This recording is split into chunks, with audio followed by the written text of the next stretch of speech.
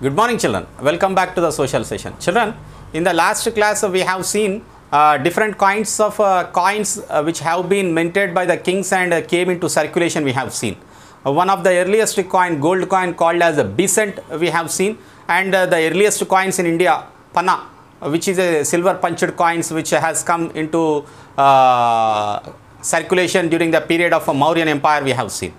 And later on we also tried to understand about hundis. Okay, the goldsmiths played very important role, and the trust on these gold smiths has increased, and there were early bankers who got turned out to be these trustees, Jagat Seths in Bengal and Shahs of Patna, and Arunji and Nathji of Surat, Shettiars of Madras region. So these enjoyed their wealth, such wealth and reputation that their receipts and paper money called hundis were accepted throughout the country and outside too, because they had that network that can be acceptable by everybody. So let us look at a different story about the emergence of banks in 1606 in Amsterdam. Amsterdam is nothing but a major city, a major trading center in Europe, Amsterdam. So here there were about 846 types of silver and gold coins which are recognized by the government that could be paid, that could be accepted for exchange. 846 different kinds of coins were there which can be accepted for a trade. That means for exchange purpose they can be accepted. So however, traders had always been suspicious of each other, whether the quality is good, whether they are the original coins or not. So they were always suspicious of each other. Everyone would doubt the purity and weight of those coins, and the merchants of the Amsterdam got together and solved this problem. How? With a unique manner. They created a bank owned by the city, and a merchant would take his coins and the bank would weigh and find out the amount of pure metal in the coins and give him a receipt for this. So that would measure the weight, and that would also measure the purity of the coins. Then that will give him a receipt. And this receipt for this you have to open an account and deposit the coins in the bank, and then the bank will see whether these coins are of purity, the purity of the coins as well as the weight of the coins, whether they are perfect, and then they will issue a receipt. Whenever required, he could ask for the pure metal even. He could also transfer some of this to another person if required. This was quite convenient for the traders in order to avoid the suspicious. अरे वो जो weight जो है सही है और purity जो है वो सही है. इसके अलावा they can make many kind of transactions at free of mind. Okay, अब free हो गए और receipt के साथ अब trade चलना बहुत easy और बहुत what we call faithful बन गई. And the bank operated very honestly also, and it was trusted by all the traders even. The bank was trusted by all the traders.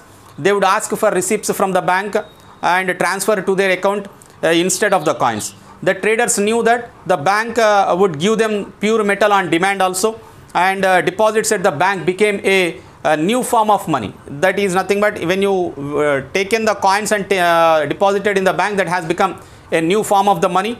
And the business of the bank also grew, and it worked successfully for 2 centuries. For 200 years it has worked very successfully in Amsterdam, in Holland and Dutch. So this operation of deposits as money had got slowly evolved from that only, and the banking system also got evolved from there.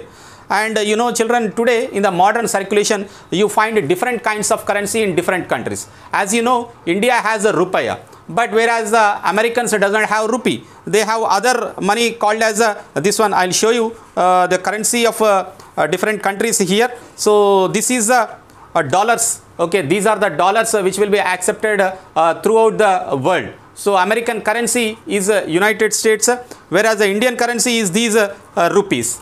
ये जो है 5 रुपए का note है, older one. So this is how these all are called as what do we call them? Currency. We call it as currency. And in the modern days, when you look at in the modern days, we don't carry all these money in our wallet. Wallet जो है purse. And we don't carry all of them in the wallet, but we carry them in the form of the cards. Cards जो है they are considered as a money in the modern days. These are the cards, children, various debit and credit cards, and these are considered as a money in the modern days. So see, from the coins it went to the paper, from the paper now the cards, plastic cards को बन गया. So this is the transformation of the money which got evolved from the coins to the level of the cards today. And today we shall learn about the banking system further. So there are different kinds of banks are there, but we shall learn only about the commercial bank. Commercial bank बोले तो that which works for a profit is called as a commercial bank, जिधर हम deposits कर सकते हैं और विड्रॉयल्स कर सकते हैं. विड्रॉल बोलते हैं निकाल सकते हैं, बैंक में डाल सकते हैं और निकाल सकते हैं. Those kind of banks are called as a commercial banks. And there is a business activity which is involved in this banking. You can deposit money in this and collect it from the public. And these deposits can be transferred from one person to another also. Banks also will give you the loans. Whatever you have deposited, those out of that little money also will be given as a loan to others. And whenever you demand, again your money will be repaid to you. So industrialists, farmers and individuals, many of them take the loans from the bank, and such banks are called as commercial banks. So let us examine both these aspects like cash deposits and how the loans are given in the next class, children. Okay, so we'll learn about the banking. Thank you.